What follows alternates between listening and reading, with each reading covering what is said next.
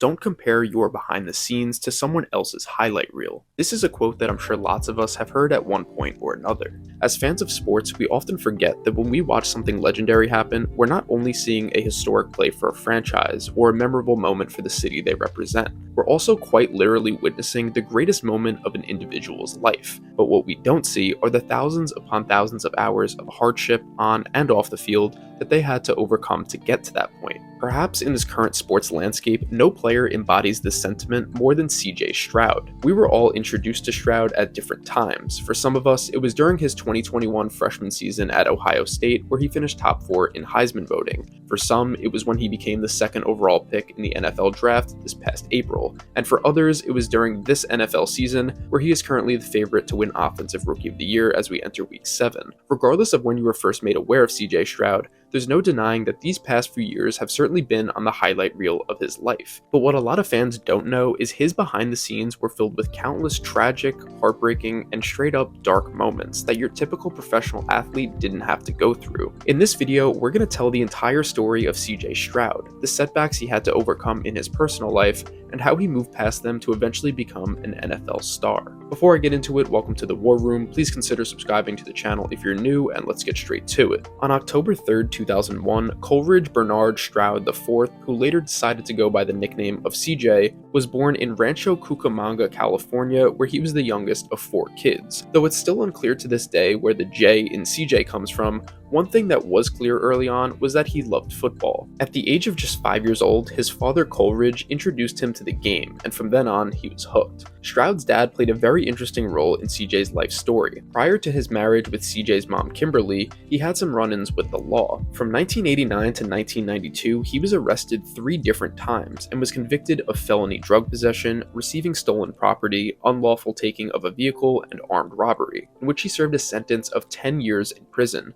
But when he got out, he turned his life around, at least for the time being. He met CJ's mom, got married, and became a pastor at the Life Application Christian Center in Rancho Cucamonga. As a result, CJ's upbringing was deeply rooted in the church, and the religious values instilled in him at a young age were something that he kept with him throughout his entire life. On the field, CJ would light up his local football leagues. Willie Munford, Stroud's youth football coach, claimed that CJ was throwing 50-yard passes at the age of just 9 years old, and opposing coaches even complained to the league that Munford was cheating because they didn't believe Stroud was the same age as the other kids. He was CJ's coach for about 5 years. During this time, Coleridge would attend every single game. He cared so much about his son's development as a player that he would even argue with the coach during games. Munford grew accustomed to butting heads with Mr. Stroud, but he respected the fact that he wanted the best for his son. Until one day, he disappeared. This caught CJ's coach by surprise since Coleridge never missed a game, so he asked the 13-year-old CJ why his father wasn't there. In an interview, Munford said, quote, "CJ told me he didn't want to talk about it. I was going to leave that one alone. He played well that year, but he was different. You could tell. He was quiet. He wasn't playing as well as he was supposed to. He still had the arm, but he went quiet." The reason why CJ's father wasn't there that day was because of an incident that took place on April 12, 2015. An incident that changed the Stroud family's lives forever, because on this night, Coleridge forced his way into a woman's vehicle when she was at a stoplight. He instructed her to drive to a house so he could buy drugs, he assaulted her, and then used the vehicle to evade the San Diego Harbor police. The car chase ended with Coleridge crashing into a pole. He got out of the vehicle and started running on foot, where he jumped into the San Diego Bay. Needless to say, he was arrested and was later sentenced to 38 years in prison for charges that included carjacking and kidnapping. Coleridge claimed in the years leading up to this, he once again secretly began using illegal drugs after 20 years of sobriety to cope with the divorce he was going through with Kimberly. His incarceration not only meant that CJ would have to get used to life without a father, but it also sent the family into financial hell. Understandably, CJ held tons of resentment towards his dad and didn't speak to him for over 5 years following his arrest. He said, quote, "My pops, he was my best friend. To have your best friend snatched like that, it was tough. I just look at the things my dad did that were positive, but for a while, it wasn't like that. I hated my pops, for real. Like, man, how could you just leave me like that?" Given the hardships his family was facing, football became so much more important, because now he's not just playing for fun, he's playing for survival. If he does have the potential to play football at a good college, get drafted, and make life-changing money in the NFL, he needs to prove it in high school first. Lots of pressure for a teenager. His first 2 seasons at Rancho Cucamonga High School were nothing too notable. He only appeared in 4 games as a freshman and just 7 in his sophomore year. During this time period, the Stroud family's lack of money was really starting to become a massive issue. His mother Kimberly had to downsize their home 4 different times until they eventually had nowhere else to turn and were facing homelessness. But for Kimberly, this wasn't an option. She accepted a job managing this storage facility in Upland, California, and as a perk for taking the job, her and her 4 children were allowed to live in the small 2-bedroom, 1-bathroom space above the facility's office. The lack of income had a direct impact on CJ's football career as well. His family couldn't afford new cleats for him, so he got blisters on his feet after every single game from having to wear his worn-down ones. They couldn't hire a quarterback coach for him to improve his game,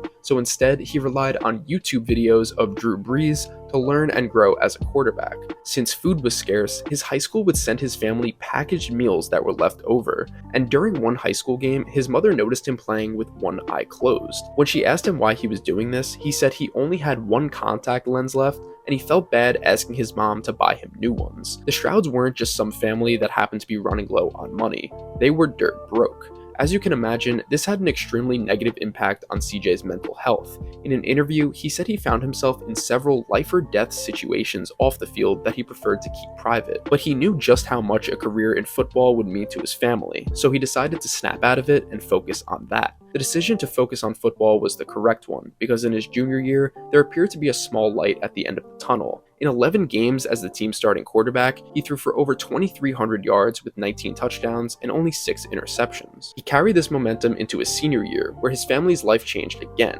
but this time, it was for the better. In 13 games, he threw for almost 4,000 yards, including 47 touchdown passes to just 9 interceptions, making him the 4th best high school recruit coming out of the state of California in 2020. And as a result, several D1 colleges wanted Stroud on their team, including Colorado, Michigan, Georgia, and Ohio State. His mother recalled during the recruiting process coaches from different schools visiting the storage facility he was living in so they could meet him in person. Eventually, Stroud committed to Ohio State, and this is where the highlight reel of his life officially began. He redshirted his freshman season since Justin Fields was the team's starting quarterback, but in his first year as a starter, he was a star right away. In 12 games, he passed for over 4,400 yards with 44 touchdowns to just 6 interceptions. This made him the 2021 Big Ten Player of the Year, where he finished 4th overall in the voting for the Heisman Trophy. In his junior season, he was great once again, tallying just under 3,700 passing yards with 41 touchdowns and again 6 interceptions in 13 games played, where this time he finished 3rd for the Heisman. Despite not ever winning the award, he launched himself into the conversation as the best quarterback in college football, pretty much guaranteeing he would be a top pick in the 2023 NFL Draft. Stroud realized the opportunity that was in front of him,